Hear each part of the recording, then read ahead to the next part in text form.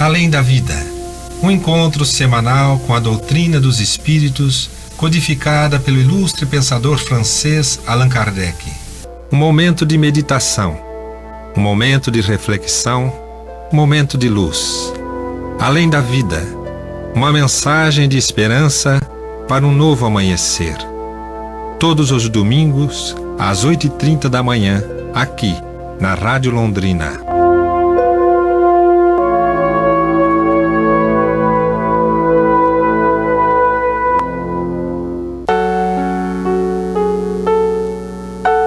Prezados amigos do programa Além da Vida, muito bom dia. Aqui quem vos fala é o Miguel. E o nosso companheiro Paulo Riso já está chegando. Teve um imprevisto agora na vinda de Rolândia para cá. Um pneu furou e ele me avisou que vai se atrasar um pouquinho. E por esse motivo hoje nós faremos um programa diferente na sequência, né? Nós iremos começar não com o Momento Espírita, mas com a mensagem do nosso querido amigo José Antônio Vieira de Paula, que hoje traz como título do seu estudo, da sua análise, Obsessão pelo Desejo da Riqueza. Vamos ouvi-lo e já regressamos. Olá, amigos. Dentro das obras de André Luiz, riquíssimas de ensinamento, uma que nós apreciamos muito é o livro Ação e Reação, recheado de ensinamentos profundos, importantíssimos para o conhecimento daqueles que caminhamos aqui a jornada terrena e que passamos pela vida sem muitas vezes compreender o nosso relacionamento com as leis divinas. E uma das situações que é muito, mas muito comum no mundo em que nós vivemos, nas vidas que nós vivemos, são as obsessões. As influências dos espíritos que viveram conosco no passado e que, magoados, revoltados, cheios de ódio, nos alcançam nos dias de hoje, quando nós estamos encarnados, tentando tirar-nos a paz, tentando fazer-nos sofrer e usando para isso de técnicas especializadíssimas, segundo nos informa André Luiz aqui nessa passagem. Essa é a história de 3 irmãos, Antônio Olímpio, Clarindo e Leonel. O que caracteriza essa história? O que o André Luiz vai chamar de tema central: o desejo, a cobiça, o desejo pelo dinheiro, a usura. Quer dizer, um dos 3 irmãos, Antônio Olímpio, tinha tanta ânsia de ter poder, de ter dinheiro, que ele não se importou, quando herdar a fazenda do pai, de matar os 2 irmãos. Deu para eles um sedativo, colocou numa bebida, levou os 2 para passear de barco no grande lago que tinha na propriedade, e lá fez um movimento em falso, derrubou-os na água e eles não tiveram condição de sair. Quando ele desencarna, Antônio Olímpio, o criminoso, 3 anos depois, ele é arrastado para o mundo espiritual inferior, para as trevas, segundo André Luiz, criadas em torno da terra por esses espíritos, não por Deus, onde ele padece 20 anos. E ele é retirado depois de 20 anos das trevas pelos benfeitores que entenderam chegar o momento do reajuste dele na vida física, de reencarnar. Só que quando ele desencarna, ele deixa uma esposa e um filhinho. E esse filhinho tem, por afinidade a ele, também o desejo do dinheiro. E a cobiça do filho dele, o Luiz, é tão grande que ele abandona praticamente a esposa e os 2 filhos à fome para poder guardar dinheiro. Estava milionário e não usava 1 centavo para comprar uma roupa, uma comida, dar um bem-estar para a família dele. Tal a obsessão.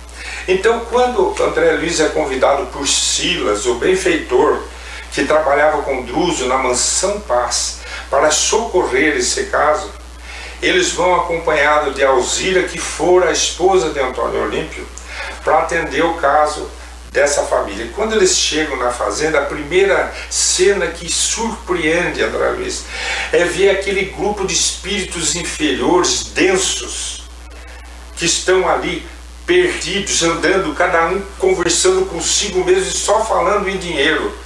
E André Luiz não entende o que está acontecendo. O que são essas pessoas? E eles, os próprios obsessores, Clarindo e Leonel, começam a contar. São onzenários, são espíritos extremamente ligados à cobiça, que nós trouxemos aqui para esse local, para agravar os pensamentos e desejos de cobiça do Luiz. Aí o Silas, que dirige aquele encontro, pergunta para os obsessores: eu não entendo, eles não têm dívida nenhuma com o Luiz não tem dívida nenhuma com eles, no entanto você os traz como se eles tivessem que cobrar algo. Não, nós só trazemos para eles multiplicar o desejo de cobiça deles. Então nós enchemos esse terreno de espíritos que têm o mesmo prazer dele. E aí o Leonel, que é o mais inteligente dos dois obsessores, começa a contar que eles vão nas escolas do mundo espiritual inferiores aprender a técnica da obsessão, e entre essas técnicas eles aprendem exatamente isso aqui. Ele diz assim, veja bem, no mundo espiritual nós aprendemos que existe, todo mundo tem temas do dia a dia, do cotidiano, mas todo mundo tem um tema central. Acorda pensando nele, vai dormir pensando nele, é o seu principal anseio, é o principal desejo. Então ele diz assim, por exemplo, para o criminoso é a crueldade, ele só pensa em fazer o mal. Para o usurário, que é o caso do Luiz, é a cobiça. Para o caluniador é a maledicência. Ele acorda pensando mal dos outros, vai dormir pensando, é o tema central da existência mental dele. Para o ironista, a pessoa irônica, é o escárnio. Ele acorda já tirando, fazendo piadinhas muito negativas das pessoas que cercam seus passos. Do desequilibrado é a irritabilidade, assim como dos santos é a moral cristã. Acordam pensando do bem e vão dormir pensando no bem. Então esse reflexo da alma, eles chamam de um tema central. E esse tema central, ou tema básico, como eles descrevem, é onde esses espíritos inferiores vão trabalhar. Então imaginemos nós que estamos preocupados com alguma coisa. É uma preocupação normal. Agora imagine um espírito que nos odeia e quer nos perturbar. Ele observa que a gente fica todo dia preocupado com aquilo. O que ele faz? Ele vai, reúne espíritos piores que nós, que estão muito mais preocupados que nós no mesmo tema, e trazem para o nosso ambiente. E a gente passa a multiplicar o nosso sofrimento. Nós passamos a sofrer 10 vezes mais aquilo que já estávamos sofrendo. E com isso eles se locupletam. Esses espíritos se sentem muito, o prazer que dá a eles ver o nosso sofrimento sendo multiplicado.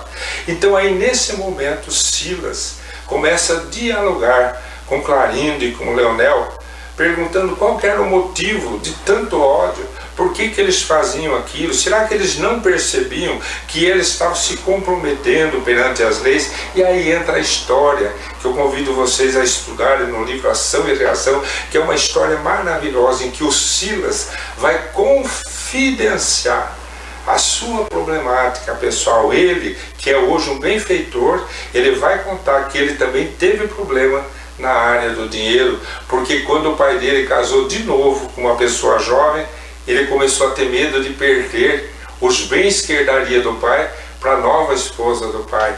E aquela ânsia de não perder fez com que ele tomasse decisões bastante cruéis e negativas, com as quais se comprometeu perante as leis da vida, estava se preparando para resgatar. Cresceu, evoluiu, sofreu muito, e agora estava ali trabalhando, ajudando outras criaturas que, como ele, tinham a cobiça, a se libertar desses desejos cruéis de fazer o sofrimento dos outros aumentar, unicamente pelo prazer de fazer sofrer. O que o Espiritismo vem nos apresentar? O Espiritismo vem nos apresentar que nós vivemos num mundo de almas muito imperfeitas, muito apegada ao desejo da vingança. por não nos conformarmos com o que os outros fazem para a gente, nós sentimos a necessidade de fazermos para os outros pior do que eles fizeram para nós. Nisso consiste a obsessão, tentar causar um sofrimento maior do que os outros causaram em nós.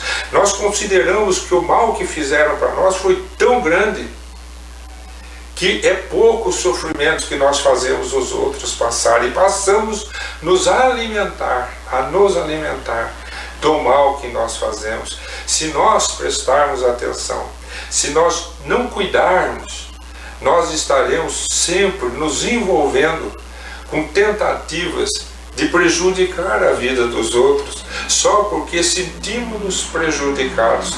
Qual que é a proposta mais elevada que a Terra tem como antídoto para essa situação? É a proposta de Jesus, é o perdão das ofensas. Pedro chega para Jesus: mestre, mas quantas vezes eu terei que perdoar meus irmãos pelos erros que cometem contra mim? 7 vezes, conforme diz os ensinamentos? Jesus: não, Pedro, 70 vezes 7 vezes. Porque nós estamos sendo convidados por Jesus a neutralizar o mal que nos fizeram. E quando nos fazem o mal, é interessante a gente saber também com qual intenção. Então tem gente que faz o mal para outra pessoa porque é muito negativo, é muito ruim. Eles vão colher dentro das leis de vida o próprio sofrimento. Não há necessidade de gente para se vingar. As leis de Deus são perfeitas.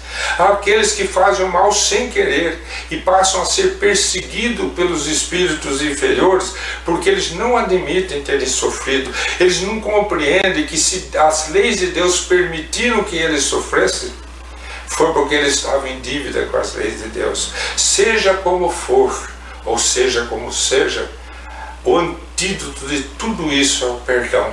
Mas como você vai pedir para um espírito que te persegue, cheio de ódio, que te perdoe? É difícil. Então Jesus propõe a você que você se reconcilie com ele, que você o perdoe, para que você, o perdoando, você se liberte dele, mesmo que ele não tenha se libertado de você. Aí ele vai seguir dentro das leis de Deus os caminhos da evolução, conforme os desígnios de Deus assim o convocarem, e você estará livre, porque dentro do seu coração predomina o perdão, como nos ensina Francisco de Assis na sua sublime oração: perdoar que ser perdoado. Ajudai-nos, Senhor, que assim seja. Tá aí, pessoal, a nossa mensagem de hoje do nosso querido amigo José Antônio Vieira de Paula, hoje no plano espiritual, mas com certeza envolvendo a todos nós com os seus ensinamentos, com as suas orientações. Ele que foi um excelente professor quando encarnado e agora muito mais ainda, né? Agora um espírito protetor de todos nós, né? E falando sempre, né, da obra do Chico, o Zé Antônio sempre foi um estudioso da obra do Chico Xavier, e aí apresentando mais uma parte, né, de um dos livros da série André Luiz, que são 16 livros, começando com o livro Nosso Lar e terminando com o livro A Vida Continua. Vale a pena quem quiser conhecer essa obra, né? Ela está disponível hoje nas livrarias, na internet e tudo mais, né? E conhecer um pouco do Chico também. Nós temos uma pequena biografia dele, desse espírito que veio aqui à Terra, que viveu no Brasil, né? Que nasceu em 1910 em Pedro Leopoldo e desencarnou no dia que o Brasil ganhou uma das Copas do Mundo de futebol, no dia 30 de junho de 2002. Essa biografia nós temos ali num livro que nós escrevemos junto com o Zé Antônio, Acervos de Luz, que as pessoas podem encontrar ali no Centro Espírita Allan Kardec de Cambé. São casos que o Zé Antônio conta da sua atividade profissional e como essas atividades elas foram muito revestidas de envolvimento com o mundo espiritual, né? E nós, junto com o Zé, fazemos alguns comentários a respeito de cada uma dessas situações que o Zé apresenta nesse livro, Acervos de Luz, à luz da doutrina espírita.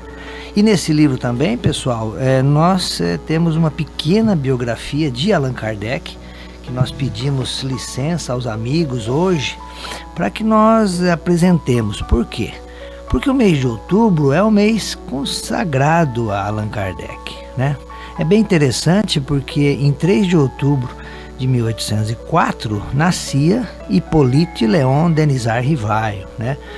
Um educador fantástico, um professor muito conhecido, um cientista ali na França, traduziu muitas obras para o alemão, para vários países ali em volta da França, mais relacionados à educação, ao magnetismo, né? E o professor Rivail, a partir de 1853, 54, através dos fenômenos das mesas girantes, ele toma contato com esses fenômenos espirituais, né? Os amigos, conhecendo a índole do professor Rivail, o convidam para que pudesse comparecer não só aos cafés parisienses onde esses fenômenos aconteciam, mas também em algumas reuniões familiares privadas, onde esses fenômenos também se manifestavam, né? E Allan Kardec, no começo, né, ele até reluta e não aceita, né, porque uma fala dele muito importante que diz, né, quando me provarem que mesas têm cérebro para pensar e pernas para se mover, eu vou assistir, né? Muito incrédulo ele, assim, mas muito positivo nas suas observações. Até que um amigo muito querido dele, muito próximo, o convida de uma maneira muito simples, muito amorosa e não entusiasta, né? E ele foi tocado por esse convite, ele resolve assistir a uma das sessões, né? E ele, sempre muito observador, já tinha em si a ciência da observação, que depois ele vai transformar isso no espiritismo, né?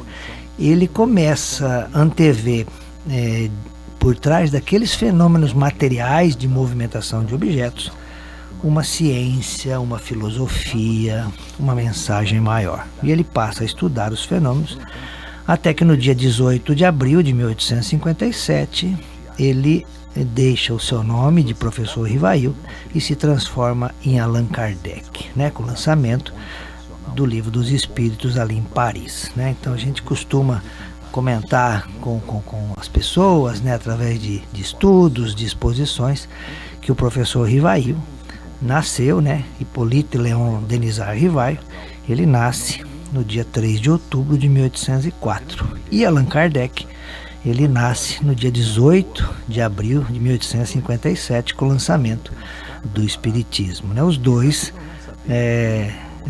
desencarnam no mesmo dia, ou falecem, vamos assim dizer, perdão, né? Em março de 1869, né?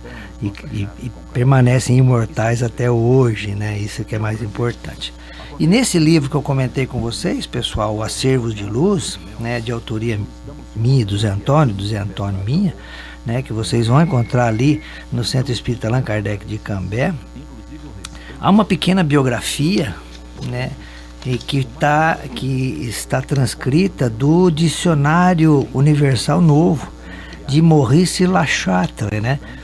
Esse personagem, ele é da época de Kardec e ele teve participação ativa no famoso fato acontecido, né, ali em Paris, né?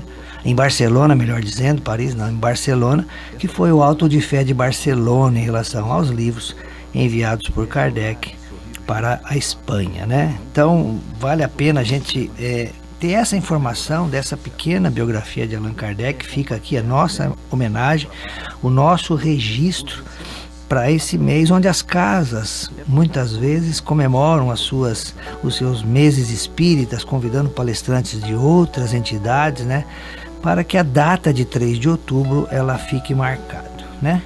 Então, nesta biografia, o Maurice Lachatre nos vai falar sobre Allan Kardec e ele diz assim: Allan Kardec, Hippolyte Léon Denisard Rivail, chefe e fundador da doutrina dita espírita, nascido em Lyon em 3 de outubro de 1804, originário de Bourg-en-Bresse, departamento de Aisne. Nós conhecemos nós temos a informação que Kardec vem de Lyon, a cidade de Lyon, que era a maior, mas na verdade é uma cidadezinha do condado, né, vamos dizer assim, da comarca de Lyon, mas ele nasceu em Bourg-en-Bresse, departamento de Ain.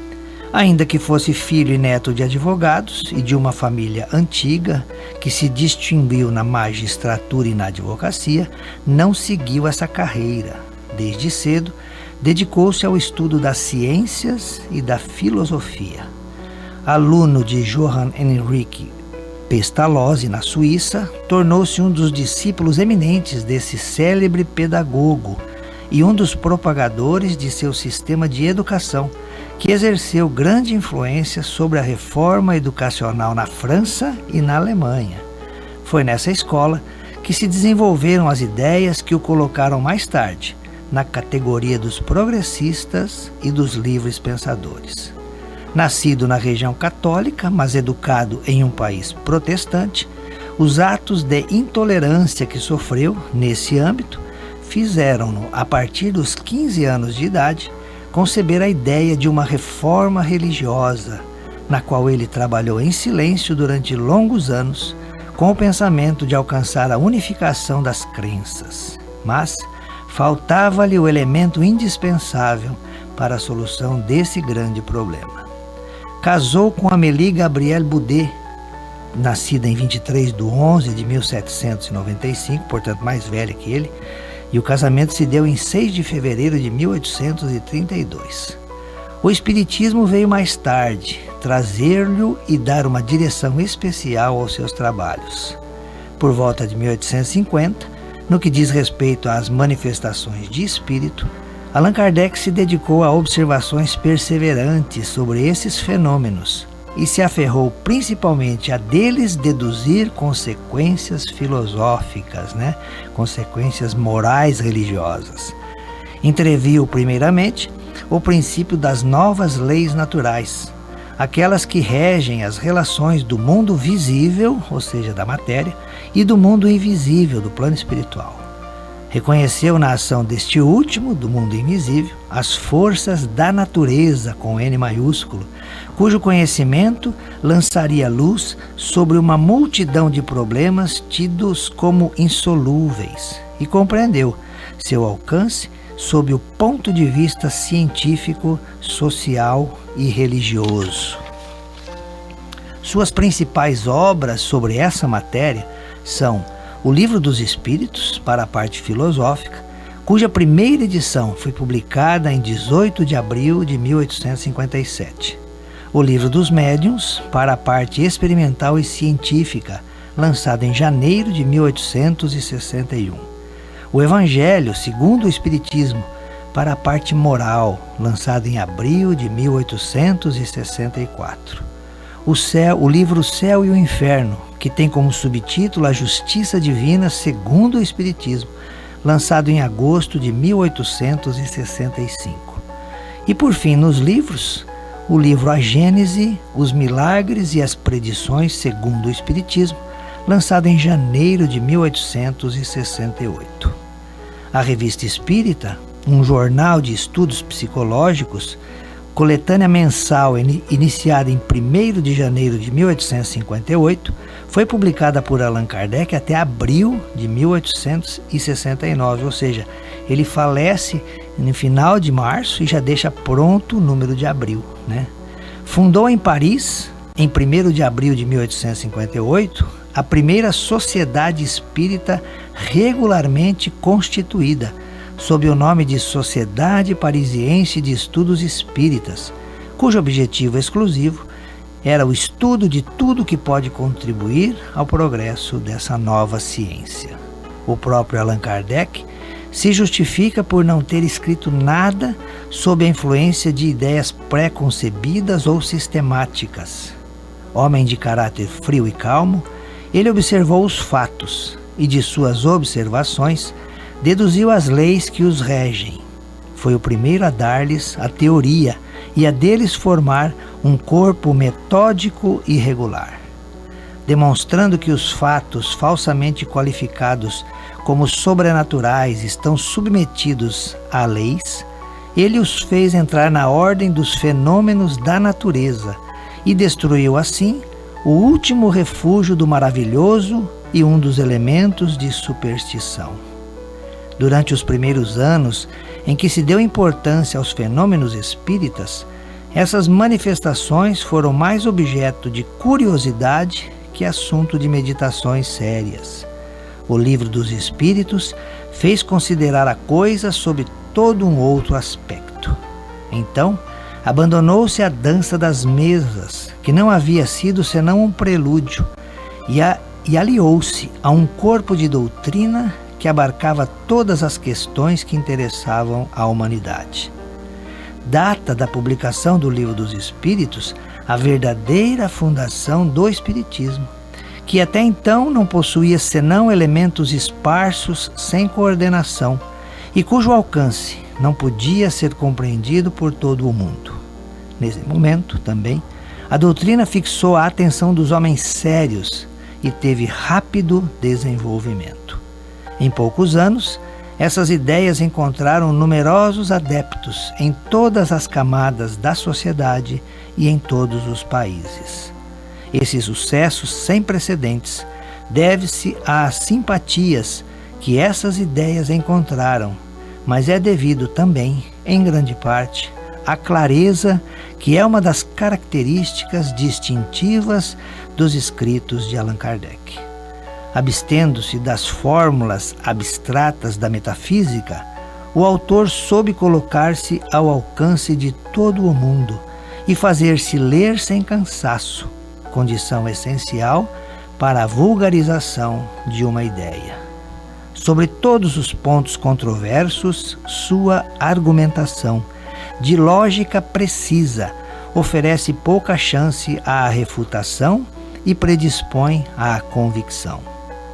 As provas materiais que o Espiritismo dá sobre a existência da alma e da vida futura tendem à destruição das ideias materialistas e panteístas. Um dos princípios mais fecundos dessa doutrina e que provém do precedente é o da pluralidade das existências, já entrevisto por uma multidão de filósofos antigos e modernos, e nesses últimos tempos, por Jean Reynaud, Charles Fourier, Eugène Sue e outros. Mas ele ficou em estado de hipótese e de sistema, enquanto o Espiritismo demonstra a sua realidade e prova que é um dos atributos essenciais da humanidade. Desse princípio decorre a solução de todas as anomalias aparentes da vida humana, de todas as desigualdades intelectuais, morais e sociais. O homem sabe assim de onde vem, aonde vai, com que finalidade está na Terra e por que sofre aqui. As ideias inatas se explicam pelos conhecimentos adquiridos nas existências anteriores. A caminhada ascendente dos povos e da humanidade pelos homens dos tempos passados que revivem depois de ter progredido. As simpatias e as antipatias pela natureza das relações anteriores. Essas relações que vinculam a grande família humana de todas as épocas, oferecem como base as mesmas leis da natureza e não uma teoria, aos grandes princípios da fraternidade, da igualdade, da liberdade e da solidariedade universal.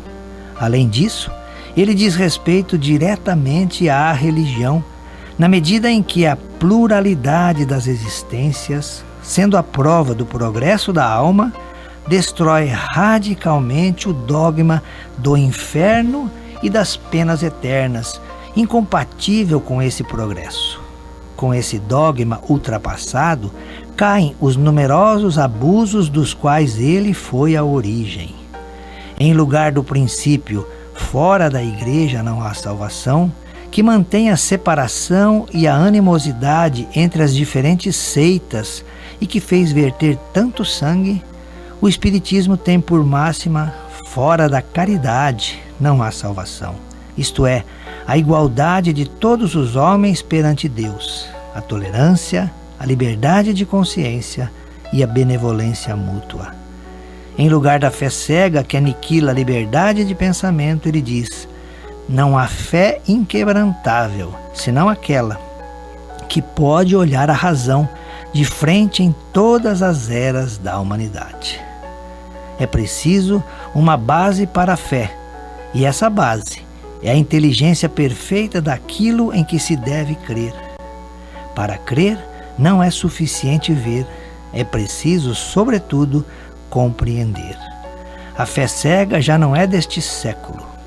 Ora, é precisamente o dogma da fé cega que faz hoje o maior número de incrédulos, porque quer impor-se e exige a abdicação de uma das mais preciosas faculdades do homem, o raciocínio e o livre-arbítrio, segundo o Evangelho, segundo o Espiritismo, escrito por Allan Kardec.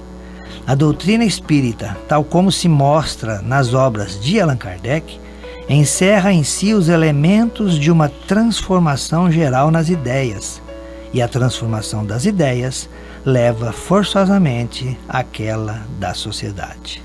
Sob esse ponto de vista, ela merece a atenção de todos os progressistas. Sua influência, que já se estende a todos os países civilizados, dá à personalidade de seu fundador uma importância considerável, e tudo faz prever, em um futuro próximo, ele será tido como um dos reformadores do século XIX. Tá aí, pessoal, o que nós encontramos no novo Dicionário Universal de Maurice Lachatre, que foi publicado em Paris no ano de 1870, né? É o primeiro tomo. Então, Maurice Lachatre, como nós dissemos, ele participou ativamente desse momento histórico do final do século XIX. E nós apresentamos também, através do aplicativo Kardecpedia, aí finalizamos o nosso registro, nossa homenagem, o nosso reconhecimento a Allan Kardec, esse espírito amigo, espírito superior, que teve como Jesus o seu guia maior, né? Um espírito puro, ele, Allan Kardec, um espírito de segunda ordem, segundo o Espiritismo, a orientá-lo nessa apresentação do Espiritismo, né? E nós apresentaremos agora para vocês, na sequência cronológica, né, 23 obras que nós consideramos fundamentais para que a pessoa conheça a doutrina espírita. E esse aplicativo Kardecpedia, desenvolvido pelo Instituto de Desenvolvimento Espírita Allan Kardec, né, o IDEAC, de divulgação espírita, né, com sede em Curitiba, comandado pelos nossos amigos Cosme Massi e Lilian Massi, né, e que reúne pessoas do mundo todo virtualmente para momentos de estudo, para momentos de análise, né? E é um dos responsáveis por esse aplicativo Kardecpedia, onde encontramos todas as obras de Allan Kardec, chegando quase a 10 idiomas, né? Então, é claro, ali nós teremos toda a obra original de Allan Kardec, mas também já traduzidas para vários idiomas, né, 2 inclusive da China ultimamente. Então vale a pena ali quem quiser estudar em português, em francês, em espanhol, em inglês, em alemão, em italiano, ali está disponível. E ali nós encontraremos essas 23 obras que nós costumamos sempre divulgar, né, que muitas vezes as pessoas conhecem Allan Kardec apenas pelo Pentateuco kardeciano, ou seja, o Livro dos Espíritos, a obra básica, depois mais os 4 livros que saíram das 4 partes do Livro dos Espíritos, né? O Livro dos Médiuns, o Evangelho, o Céu e o Inferno e a Gênese. Então muitas pessoas não sabem que além dos 5 livros, nós temos toda a Revista Espírita, que são 12 volumes, né? Que Kardec publica de 1858 a 1869, e mais algumas outras obras que ele julgou importante publicar para esclarecimento das pessoas. Então a primeira e fundamental é o Livro dos Espíritos, lançado em 1857. A Revista Espírita já começa o seu primeiro tomo em 1858, que Kardec, apesar de lançá-la mensalmente, no final do ano ele reunia todos os números num livro só. Então tinha todos os 12 meses do ano nesse tomo de 1858. O livro Instruções Práticas sobre as Manifestações Espíritas, que Kardec lança em 1858, que depois ele dará origem ao Livro dos Médiuns, né? O livro Que é o Espiritismo, que é o livro que Allan Kardec lançou em 1859 e é o primeiro livro que ele recomenda para as pessoas que não conhecem a filosofia, a ciência, né? Que se leia, né, antes de qualquer outra obra. Então, O Que é o Espiritismo é a primeira obra que deve ser lida por aqueles que se interessam pela doutrina espírita. Depois a Revista Espírita, 1859, 1860. O Livro dos Médiuns, em 1861, que tem como subtítulo Guia dos Médiuns ou dos Evocadores, né? A Revista Espírita de 1861, de 62. Em 1862 também Kardec publica A Viagem Espírita, de 1862, que é um percorrido que Kardec faz saindo de Paris e visitando os centros de Bordeaux, de Lyon, sempre nas férias daquela região, né? Muito interessante.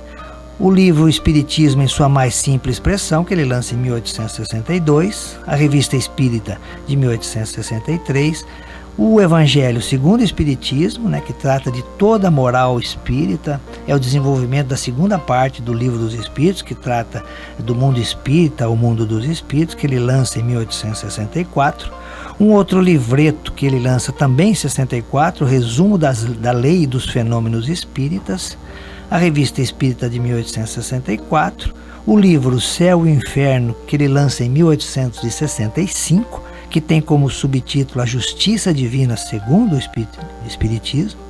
Depois, em 1865, 66, 67, a Revista Espírita, né? E em 1868, o livro A Gênese, Os Milagres e as Predições segundo o Espiritismo. E no ano da sua desencarnação, 1869, do seu falecimento, ele lança Catálogo Racional de Obras para se fundar uma biblioteca espírita. Muito interessante essa obra, onde Kardec apresenta ali que tipos de livros seria interessante se ter numa biblioteca espírita, né?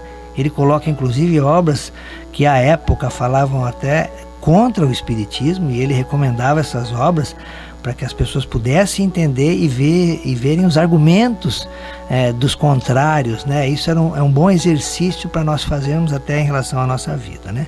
E o último livro, o 23º, a Revista Espírita, que por Allan Kardec foi publicado até o mês de abril, né? Tanto que todas as homenagens, as citações da morte do professor Rivail e de Allan Kardec, né, foram só apresentadas na Revista Espírita de maio, ele tendo falecido em março, né? Tá aí, pessoal, o nosso registro que nós fazemos em relação à data de nascimento de Hippolyte Léon Denisard Rivail, nosso querido Allan Kardec, o fundador do Espiritismo, neste mês de outubro, onde comemoramos e agradecemos a Deus pelo trabalho desse missionário, congregando em torno de si muitos espíritos superiores que se apresentam ali juntamente com o Espírito de verdade, que nada mais é do que o Cristo, né, para trazer, no momento em que a humanidade estava mais preparada, essas informações do mundo espiritual, para que de modo relativo pudéssemos ter aqui na Terra já essa felicidade almejada por todos nós, ainda espíritos inferiores, mas que voltados para Deus, sabemos que nunca falta o amparo, o consolo, o acompanhamento necessário de todos nós, né? Nós passaremos agora, pessoal, ao nosso momento espírita, que é um momento preparado, o material preparado pela Federação Espírita do Paraná, que hoje traz como título União Duradoura.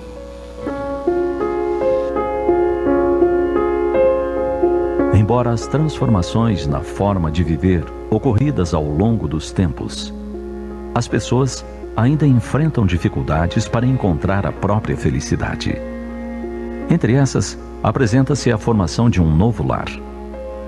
Aprendemos que o casamento é um progresso na marcha da humanidade e que a sua abolição seria uma regressão à vida dos animais. Isso deixa claro que a união de um casal é uma lei natural, uma lei divina. Na atualidade, existem várias modalidades de união. No entanto, percebe-se que o mais importante é o convívio diário. Algumas pessoas optam por nenhuma cerimônia. Outras escolhem realizar uma cerimônia tradicional, com pompa, banquete ou recepção requintada, música ao vivo, registros em vídeos e fotos.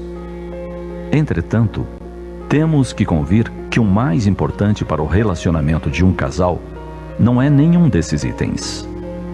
A grande e real diferença, aquela que definirá a boa qualidade do convívio a dois, está entre estar preparado e saber ou não saber viver em harmonia. Por vezes, casamos entre festas e roupas elegantes. Partimos para uma viagem inesquecível. Montamos nossa casa com capricho e somos felizes. De outras vezes, acontece que mesmo fazendo tudo isso, ao retornar da lua de mel, nos damos conta de que assim que a festa acabou, nada restou. Tudo eram aparências, inclusive o respeito e o amor.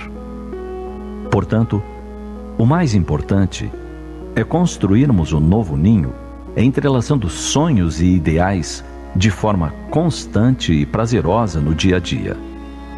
É concretizarmos juntos um ideal de vida que pode ser simples e modesto, mas que traga a marca de 4 mãos na sua construção. É saber somar e dividir tanto as contas como os sentimentos. É saber cobrar e ceder nas tarefas e nos carinhos. É chorar e sorrir juntos, e juntos resolver problemas e comemorar os sucessos. É compartilhar ideias, o trabalho, as dores, os receios, as alegrias. É plantar flores juntos e colhê-las ainda juntos. É prepararmos aquele jantar muito especial em noites de chuva e frio. É contabilizarmos as frustrações e juntos buscarmos novas alternativas. É nos conhecermos um ao outro, um pouco mais a cada dia, doando-nos sempre mais. É perdoarmos e sermos perdoados em nossos pequenos deslizes. É ajudarmos e sermos ajudados em nossas dificuldades. É sabermos respeitar e sermos respeitados sempre. Tudo isso nada tem a ver com a forma nem a pompa de uma união. O que conta realmente é a sinceridade dos sentimentos e a vontade de juntos construir um futuro de realizações maiores. É sermos parceiros, solidários em qualquer circunstância. É sermos felizes, construindo a felicidade a dois. É amarmos no sentido mais nobre do termo, sem cobranças nem exigências. É respeitarmos o cônjuge escolhido, com seus limites e possibilidades próprias. É oferecermos a maior e melhor parte de nós para um ninho de amor ser aconchegante e feliz.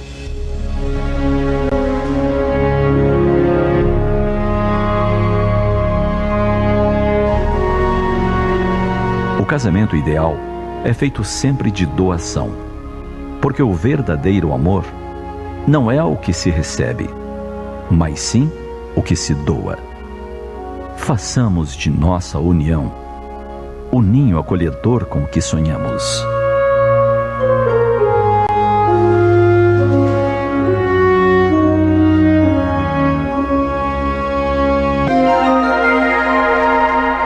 Os textos do Momento Espírita estão à sua disposição na internet. É só acessar momento.com.br. Mais informações, ligue 41 3223 6174, Curitiba, Paraná.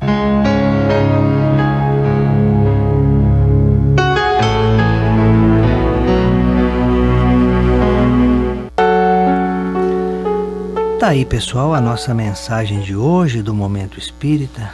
Já um programa que tem muitos anos, preparado por uma equipe da Federação Espírita do Paraná, com muito cuidado, com muito carinho, com muito estudo, para que essa mensagem ela chegue aos nossos corações, né, passe pela nossa mente, mas se aloje nos nossos corações. Por isso que é um momento, que é um programa de sucesso, hoje veiculado não só no meio espírita, mas também em escolas, em entidades não espíritas, e o importante é isso, né? Que seja veiculado, porque traz sempre um alento, um consolo, um apoio a todos nós, né? O tema de hoje, União Duradoura, que aqueles que quiserem ouvi-la novamente ou ter acesso ao texto, podem fazê-lo acessando o site da Federação Espírita do Paraná, colocando lá o título no busca, né, do Momento Espírita, União Duradoura, ou até através do site momento.com, né? E é uma mensagem muito bonita, com vários detalhes. Acredito que cada um que está ouvindo e se sensibilizando com isso vai se ater a essa ou aquela informação, porque está mais receptivo a ela nesse momento, né? Em determinado momento nós observamos ali, em determinada parte do texto, né, da fala do Paulo Oliveira, que é o narrador, ele é um radialista famoso lá de Curitiba, já há muitos anos acompanha, acho que desde o início do programa Momento Espírita. Ele fala de sonhos e ideais de vida, né, que esses seriam maiores e que muitas vezes seriam necessários 4 mãos para realizá-los, né? Então, nisso a gente observa um dos fundamentos da lei moral espírita, que é a lei de sociedade, né? Claro, também a lei, junto com isso, a lei de reprodução no seio da família, mas principalmente a lei de sociedade, onde nos diz que nós, espíritos ainda inferiores, né, nessa condição de mais vícios e imperfeições do que virtudes e qualidades, nós necessitamos do auxílio de outros espíritos, sejam eles encarnados ou desencarnados, né? Então aí a gente observa muito a importância da parceria, né, do companheiro, da companheira, ou da família, no caso ali dos filhos, dos pais, né?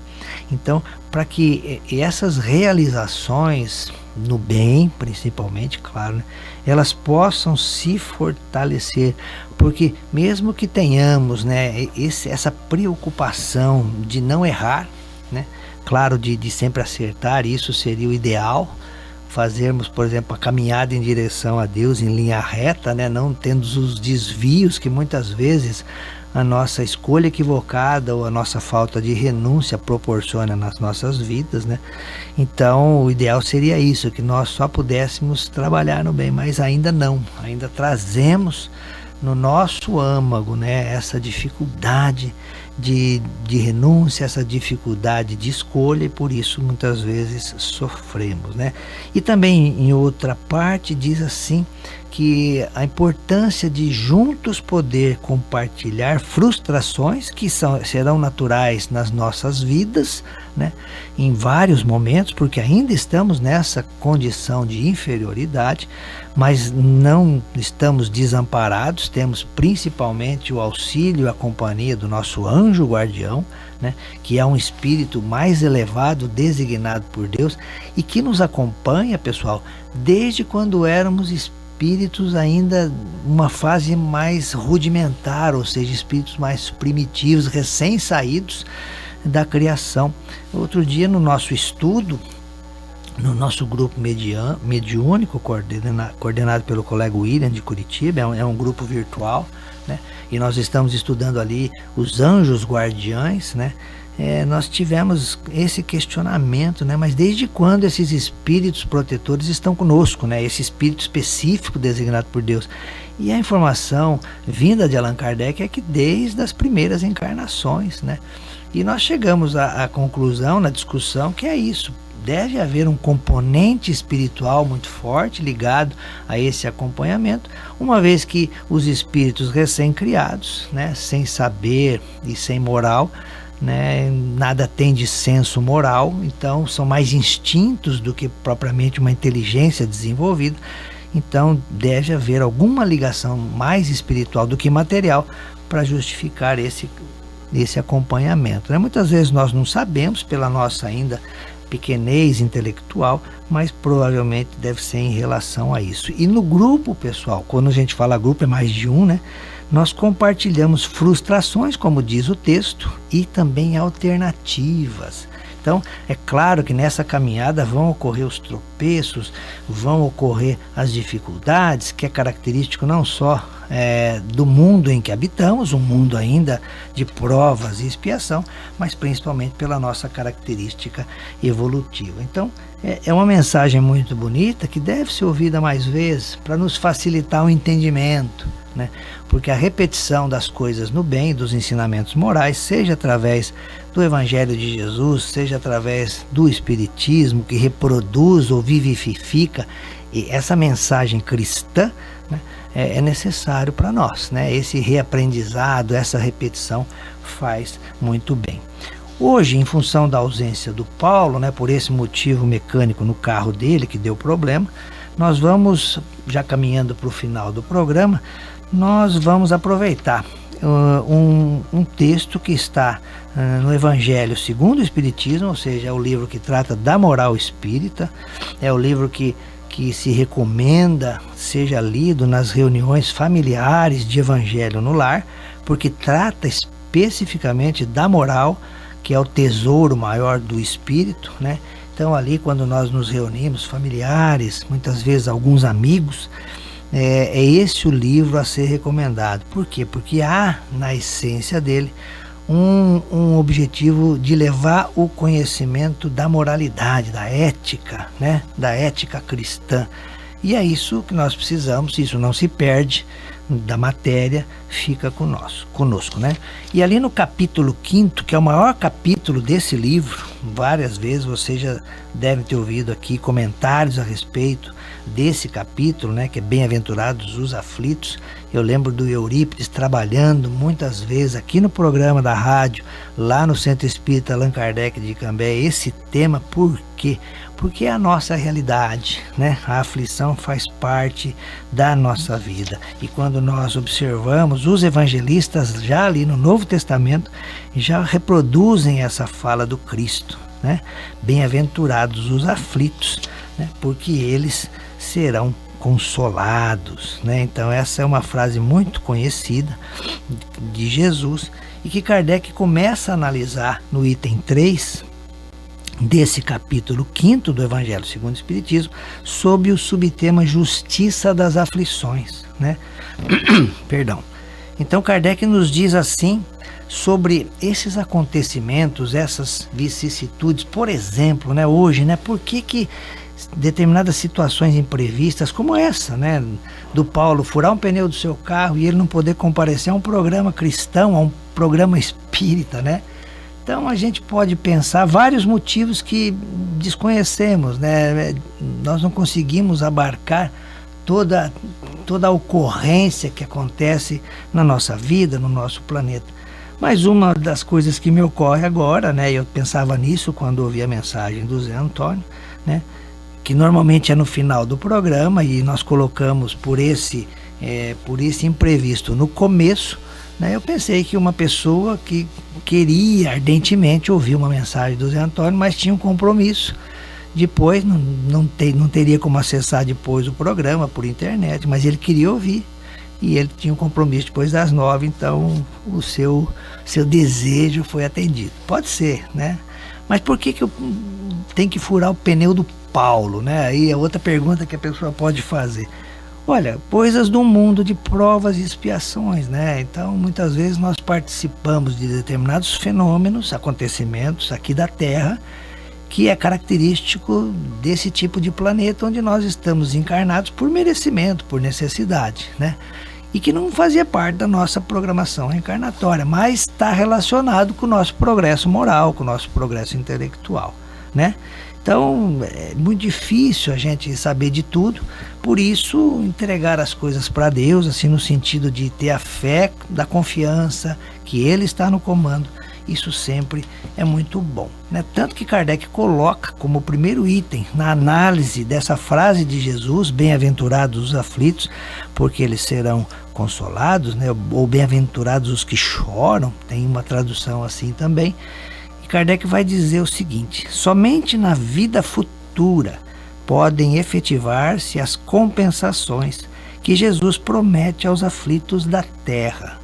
Sem a certeza do futuro, estas máximas seriam um contrassenso, mais ainda, seriam um engano.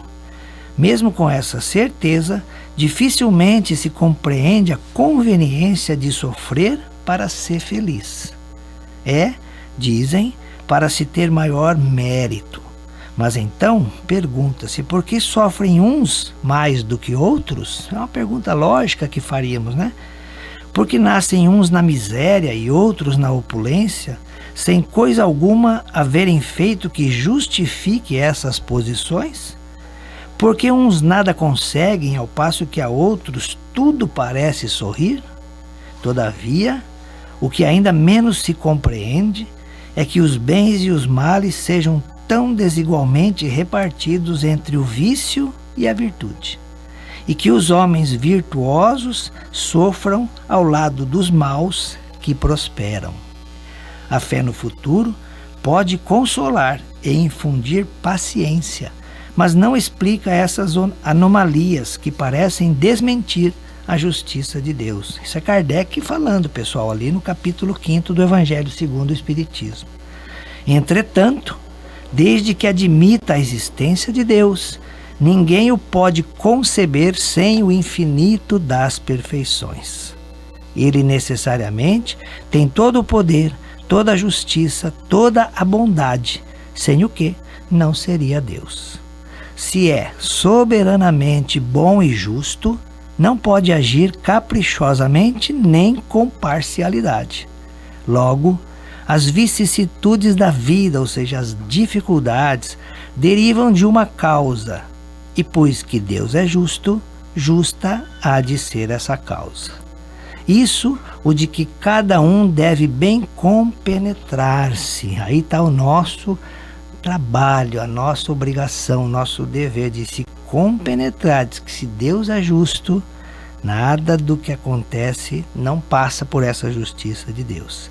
Por meio dos ensinos de Jesus, diz Allan Kardec, finalizando esse item 3, Deus pôs os homens na direção dessa causa, dessa justiça. E hoje, julgando-os suficientemente maduros para compreendê-la, lhes revela completamente a aludida causa, por meio do Espiritismo, isto é, pela palavra dos Espíritos, né? Então, vem Jesus, como veio há mais de 2000 anos, quando encarnou aqui entre nós, mostrar o caminho, né? Novamente agora como Espírito de verdade, cumprindo o que ele havia prometido àquela época, né? Que rogaria ao Pai que enviasse um outro Consolador, como já vieram tantos outros, né? Moisés, os profetas, ele mesmo naquela época, que ficaria eternamente convosco.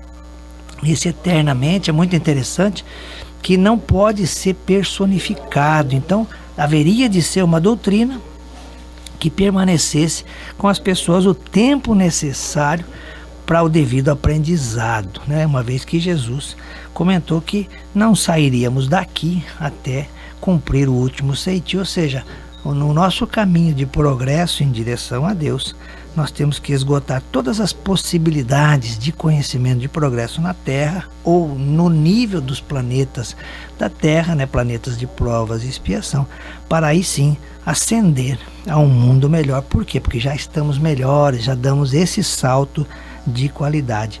Então, quando nós nos compenetramos, né, que as leis morais, que as leis de Deus estão a serviço da humanidade, independente do credo, da fé que a pessoa professe, desta ou aquela doutrina religiosa, mas é uma pessoa de bem, ela estará no caminho seguro em direção a Deus, né? Muitas vezes nós reencarnamos aqui no Brasil, outras vezes na Europa, outras vezes na Ásia, outras vezes na América do Norte e assim por diante, aprendendo indelevelmente os conhecimentos tanto da matéria quanto do espírito.